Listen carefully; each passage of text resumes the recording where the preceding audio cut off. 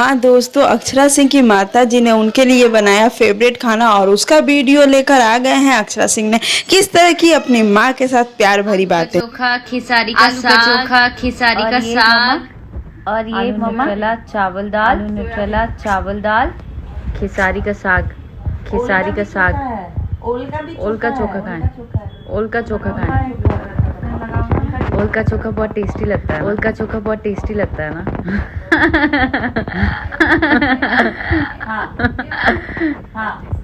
तुम क्यों नहीं बनाती हो मम्मी?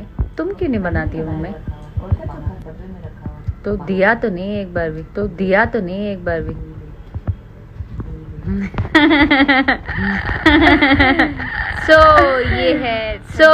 ये है ठंडी ठंडी का। I'm going to eat. I'm going to हालांकि eat. मैंने सब चावल दाल हालांकि मैंने सब चावल दाल ऐसे करके सब एक में डाल दिया है। मेरे पास टाइम नहीं है फटाफट। Here is ओल का चोखा, ओल का चोखा। So I'm sorted.